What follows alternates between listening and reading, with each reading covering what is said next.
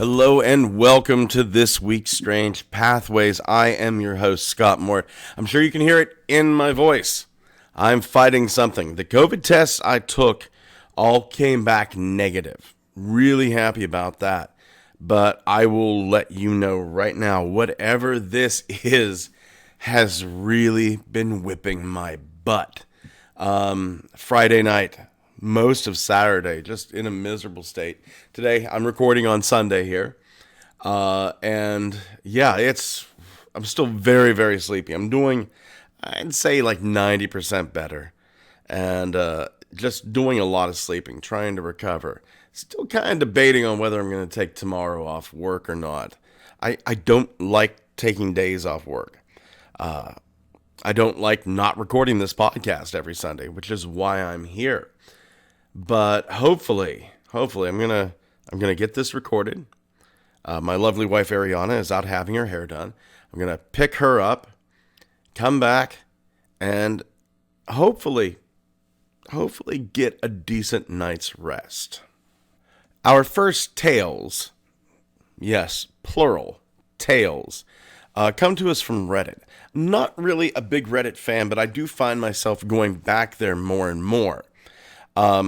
The first one was submitted by, I'm not going to say this name. I'm not going to say it. But it rhymes with witch. We'll leave it at that. We'll call her Witch War Only. And this was in the subreddit Paranormal. Witch War Only, I'm assuming she's female. She said, and I quote, "My uncle's house was constructed from zero, but the place where it is had been abandoned for a long time before he started building. I have so many stories from there that, to me, prove it's indeed haunted, but I'll begin with the oldest one I can remember, before there was even a house there. Right next to the house, there's a kindergarten. I studied there when I was a kid, just like my mom and her brothers before me. There was always a playground legend about a man in a military uniform who called the kids to go behind the school, and then they disappeared. Even as a kid, I remembered being so afraid of going to that particular place behind the school. But as I grew, I stopped thinking about it. Fast forward a few years, and my uncle's house had just been finished. One night, when I was out doing laundry with my cousin, I decided I wanted to see the kindergarten from above, as it had been a good few years since I saw it on the inside. So we went to the balcony, and we got a really good view of the place. After a few seconds, I noticed someone walking in between the classrooms and the back of the school. I couldn't see their face, but my whole body tensed as I saw the shadow go through the wall and then disappear behind the school. I remembered the story from my childhood, and I still wonder if it's the same man the kids saw back then. Most of the paranormal experiences I've had have been with said cousin I mentioned earlier, so I do believe her when it comes to paranormal things she's told me that have happened in my uncle's house. One of the scariest ones for her was a time that she had just come home from school and wanted to ask her Aunt Sarah if they were going to eat at her grandparents' house, or if they would be staying there. So she goes to the bottom of the stairs and yells, "Aunt Sarah, are you here?" To which Sarah's voice responded, "Yes." Then my cousin yelled again, "Are we going to go to Grandma's?" But no one answered after that. After a few minutes without response, my cousin went to the second floor and started looking for Sarah, but there was absolutely no one there, not a single person. She then called her on the phone, only to find out they had all gone to her grandparents' house and were waiting for her to go as well. She ran out of there and didn't come back for weeks, as she was too afraid of the voice she heard. Now, this is basic ghost stuff, really. But I'm coming to a point. Bear with me here. I am coming to a point. This next one is from the paranormal subreddit as well. This is from the much better named Adventurous Job 6637. And they said, "This happened a while ago, either December of 2020 or January of 2021, but I remember what happened clearly since it was strange and one of the very few seemingly paranormal events that I have ever witnessed. It was snowing a lot, and this was around 2 or 3 a.m. at night. My sister and I were awake, and we went outside in the backyard to look at the falling snow without informing our parents. They were in their living room along with my brother. The whole backyard was covered in snow. After looking and walking in the falling snow in the backyard for about 10 minutes, me and my sister both heard my name being called loudly by my father's voice. And we looked and we saw a figure standing right from my room's window overlooking us and staring us down that overlooked my dad's silhouette. We thought we were in trouble since our dad is strict and overprotective. However, both of us did agree that we also got an eerie feeling at the same time since something felt off. We went back into the house and we both went into my room and it was empty. Then my sister went into our parents' room and asked our dad about it. And he didn't even know we were outside and that he didn't call my name. We also recalled later that the way the silhouette was standing, it would have been impossible for a person to physically stand like that by my window, since there was a bedpost in the way. There were some paranormal events in my house before this happened. The other paranormal events were on the second floor, and were reported by separate Airbnb guests that rented the second floor. One guest complained of hearing threatening disembodied voices, and 2 separate guests complained of seeing an unidentified person in the dark that stood completely still and didn't say anything to them, but watched them from the bottom of the stairs. So, there's those 2 accounts. And then I have a personal story. This was a few days before my father died. I came home from school. Everybody was gone. I was about 15 or 16. I'm going to say late 15, early 16. I came home from school and my father had like a little back bedroom where he would sleep since he had the oxygen machine. He had different things helping him breathe. He didn't sleep with my mom like he did whenever we were younger. He would sleep in his own so that she could get her rest, he could get his. I came home. I knew my dad was in the hospital, but I heard my father yell for me. Yelled out twice, "Hey, Scott! Hey, Scott!" Just like that, right? So what I'm thinking has happened is that my dad has made, once again, incredible recovery. He did that several times. It would have been no surprise. And he's been brought home. And maybe my mom has gone out for some medicine for him. So I go back the hallway, turn the right to get into my father's room. I open the door, and he's not there. And I've heard so many stories like this. I've heard so many stories where somebody said, yeah, I saw my girlfriend at this place, but she was 15 miles away. I know, I dropped her off. Her family all said she was there. I've heard of people seeing themselves.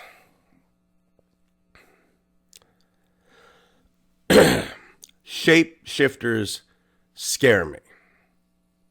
And the reason shapeshifters scare me, and that's what I believe this is. I don't really believe that this is ghosts per se.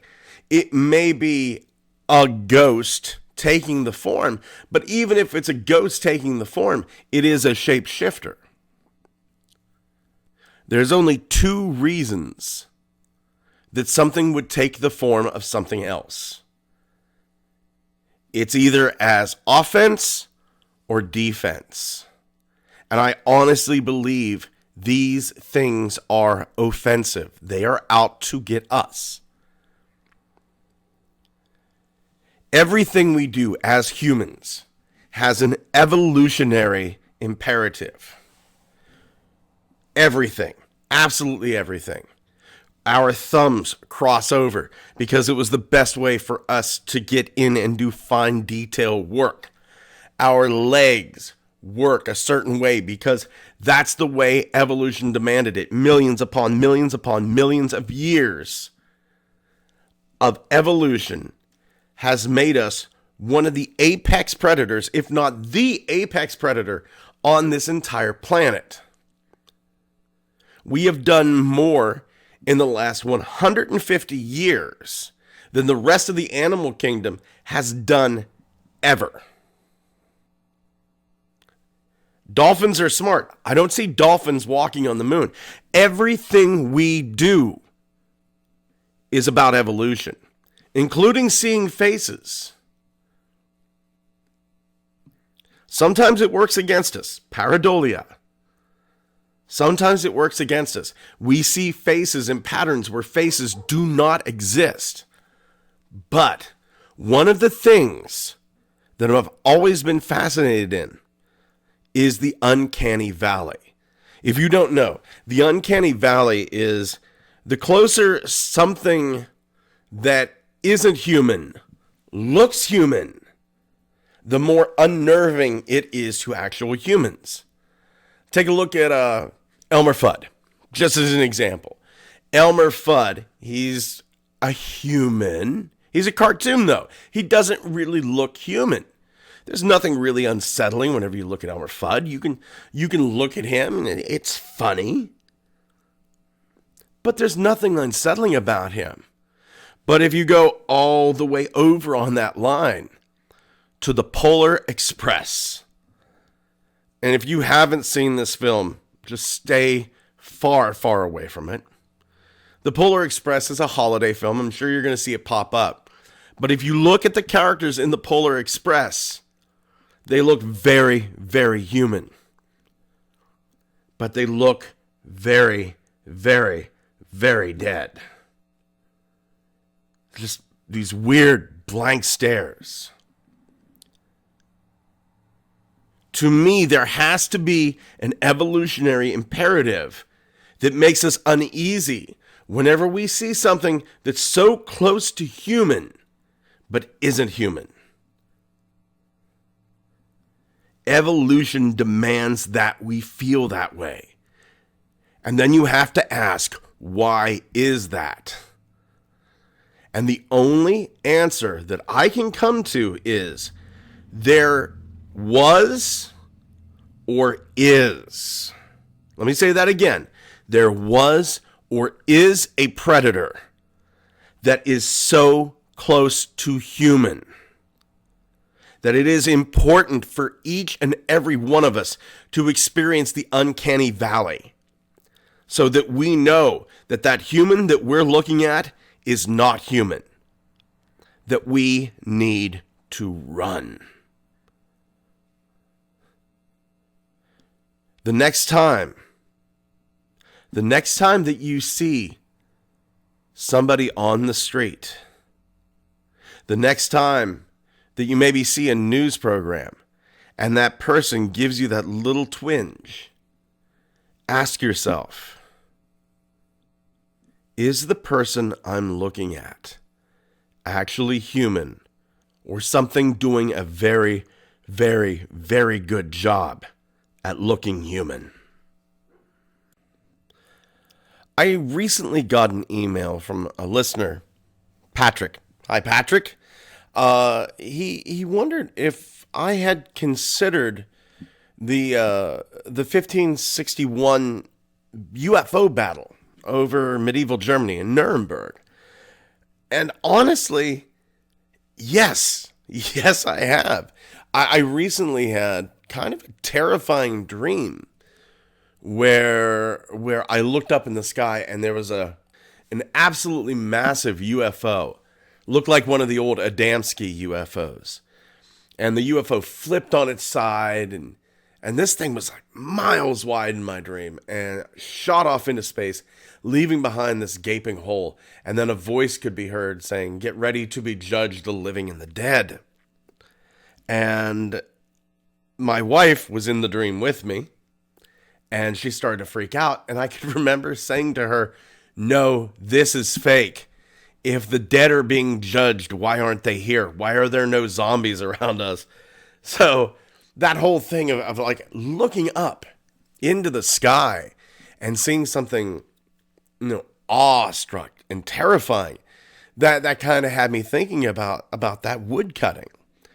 Now, for those that don't know, there is this wood cutting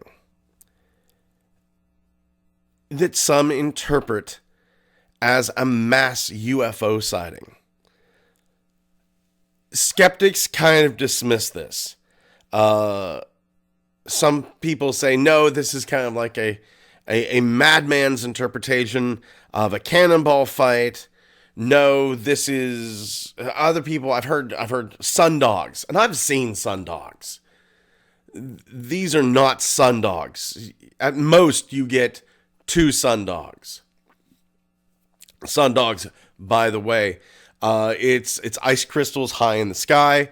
They reflect the light of the sun, and it makes it appear as if there is an extra sun or 2 extra suns. I can't imagine having a sundog so prolific that there's multiple suns, some red, some black. So I kind of throw all that stuff away. And we'll get into the theories here later. Now, I'm going to read you the text itself. This happened around dawn on April 14th, 1561. Supposedly, many people saw this aerial battle. And then after the battle, there was a large black triangle. And it came down. So here we go. This is what's known as the von Jacobi translation of the text. And the text is, in the morning of April 14th, 1561, at daybreak between 4 and 5 a.m., a dreadful apparition occurred on the sun. And then this was seen in the city of Nuremberg, before the gates and in the country, by many men and women. At first there appeared in the middle of the sun 2 blood-red semicircular arcs, just like the moon in its last quarter. And in the sun, and above and below on both sides, the color was blood. There stood a round ball of partly dull, partly black ferrous color. Likewise, there stood on both sides, and as a torus about the sun, such blood-red ones and other balls in large number, about 3 in a line and 4 in a square. Also some alone. In between these globes there were visible a few blood-red crosses, between which there were blood-red strips, becoming thicker to the rear, and in the front malleable like the rods of reed grass, which were intermingled, among them 2 big rods, one on the right, the other to the left, and within the small and big rods there were 3, also 4 and more globes. These all started to fight amongst themselves, so that the globes, which were the first in the sun, flew out to the one standing on both sides. Thereafter the globes standing outside the sun, in the small and large rods, flew into the sun. Beside the globes, flew back and forth among themselves, and fought vehemently with each other for over an hour. God, can you imagine? That had to be terrifying. Watching this aerial battle take place for over an hour. And when the conflict in and again out of the sun was the most intense, they all became fatigued to such an extent that they, as said above, fell from the sun down upon the earth as if they all burned. And then they wasted away on the earth with immense smoke. After all this, there was something like a black spear, a very long and thick-sided. The shaft pointed to the east, the point pointed to the west. Whatever such signs mean, God alone knows. Although we have seen, shortly one after another, many kinds of signs on the heaven, which are sent to us by the Almighty God to bring us to repentance, we still are, unfortunately, so ungrateful that we despise such high signs and miracles of God. Or we speak of them with ridicule and discard them to the wind, in order that God may send us a frightening punishment on account of our ungratefulness. After all, the God-fearing will by no means discard these signs, but will take it to heart as a warning of their merciful Father in heaven, will mend their lives and faithfully beg God that he may avert his wrath. including the well-deserved punishment on us, so that we may temporarily here and perpetually there live as his children. By Hans Glaser, letter painter of Nuremberg. So here you have this incredible battle. But 5 years later, it would happen again. It happened again. In 1566, above Basel, Switzerland. And we have images of this as well. Here's the text from this. Not nearly as long as the Nuremberg text, but the text describing the event. It happened in 1566 three times. On the 27th, the 28th of July, and on August 7th, against the sunrise and sunset. We saw strange shapes in the sky above Basel. During the year 1566, on the 27th of July, after the sun had shone warm on the clear, bright skies, and then around 9 p.m., it suddenly took a different shape and color. First, the sun lost all its radiance and luster, and it was no bigger than the full moon. And finally, it seemed to weep tears of blood, and the air behind him went dark. And he was seen by all the people of the city and countryside in much the same way also the moon, which has already been almost full, and has shone through the night, assuming an almost blood-red color in the sky. The next day, Sunday, the sun rose about 6 o'clock and slept with the same appearance it had when it was lying before. He lit the house, streets, around as if everything was blood-red and fiery. At the dawn of August 7th, we saw large black spheres coming and going with great speed and precipitation before the sun, and chattered as if they had led a fight. Many of them were fiery red, and soon so crumbled and then extinguished. So you've got two similar cases here.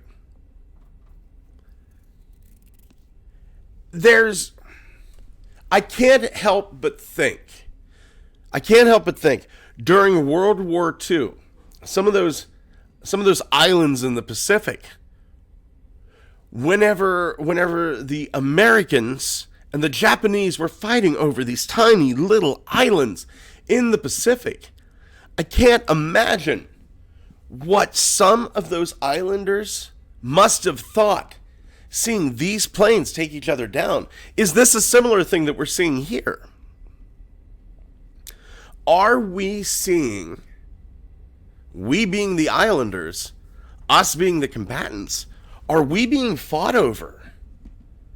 I mean, it really does go back to my theory that this planet was for sale and we were purchased by the Greys. We were somebody else's property, just like Charles Fort said. Maybe we were being battled over.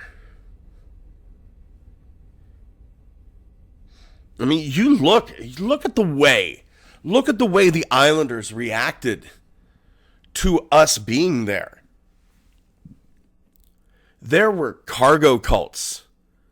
Religions sprung up around American troops being there. To this day, some of those islands in the Pacific have planes and servicemen built out of bamboo, worshiping them, putting down runways, hoping that the gods from the sky, us, come back to them.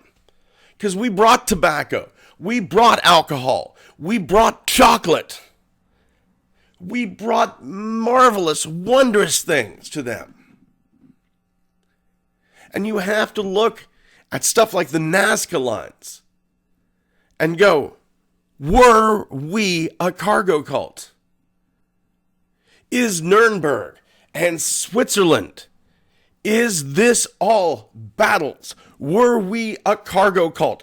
Are we just worshiping them until they return and bring back the wonderful stuff that they had? Or maybe this was some sort of unusual weather phenomenon. I mean, that is possible. I get that these are accounts from the 1500s. But let's get a little bit closer to us. Let's go all the way to July 28th, 1874. 150 years. That's not that far away from us. We're going to go all the way to Sawmill Run, Pennsylvania, close to Pittsburgh. I've actually been to Sawmill Run. I think it's just called Mill Run now. Now, on July 28th, residents of Sawmill Run looked out over the northwestern sky, and a black cloud ringed in a scarlet belt appears. From the southwest horizon appears another black cloud with a scarlet belt. All the villagers, and I'm going to say this, who survived. That's how bad this got. All the villagers who survived said that these clouds drew towards one another. Quote, like two men of war approaching the scene of battle. Clouds tend to move in the same direction. Wind does not really blow against wind very well. Wind tends to go all in the same direction. But these two clouds, they're approaching each other like they're going to battle. Lightning shoots from them. The clouds collide. The witnesses said, quote, an eerie sea battle high in the air. That's what they're calling it. It's a sea battle high in the air. These clouds collide and rain pours. Columns of water fall from the sky. 150 people dead. 150 people dead. The newspaper article, just looking at it, is depressing. And I'll put a link to it. I'll put the image up on the Strange Pathways Facebook page. But it is terrifying to see. George Jones, age 15 years, 35th Ward, Pittsburgh, body found. Lizzie Jones, 14 years, 35th Ward, Pittsburgh, body found. Joseph Kohner, age 50 years, 35th Ward, Pittsburgh, body found. Dorothy Semple, body found. Francis O'Neill, 38, body found. Patrick McVeigh, 35, body found. Katie O'Neill, 17 years old, body not found. Sarah McVeigh, 35, body not found. Catherine Ann McVeigh, 5 years old, body found. Over and over and over. 150 souls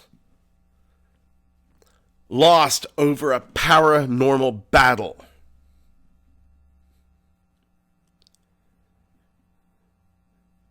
Don't let skeptics lie to you. The paranormal is dangerous. People die because of this. I mean, it really only makes sense, right? It's the unknown. We don't know, and what we don't know will kill us. We don't know how to cure cancer. It kills us. We don't know what's down that dark alley. It will kill us. And we don't know what causes giant black red ring clouds to fight each other and pour water down and kill 150 of us. The paranormal is dangerous. The paranormal is deadly. And it quite honestly disgusts me whenever skeptics kind of poo-poo it away.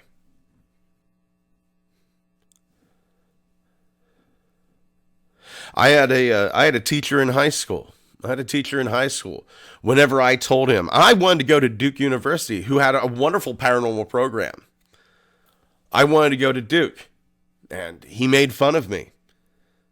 Said I was an idiot chasing phantoms in water glasses, whatever that meant. His words, not mine. I didn't get to go to Duke University. But I'm still here. I'm still researching every single day.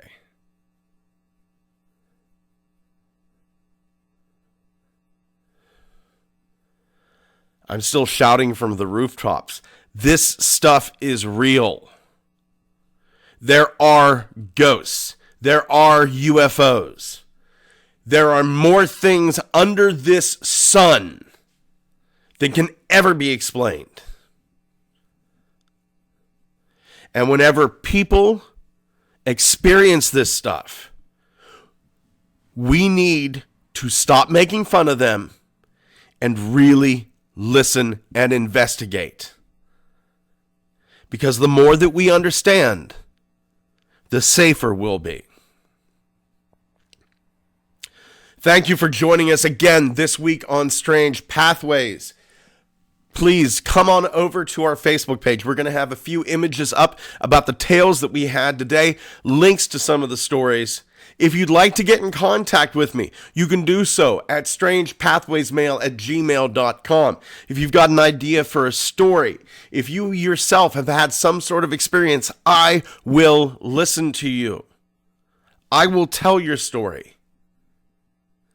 I will let you tell your story. I would be more than happy to have you on the show so that you can tell your story. And maybe we as a group can start to understand this better. Thank you so much again for listening. Take care of yourselves and each other.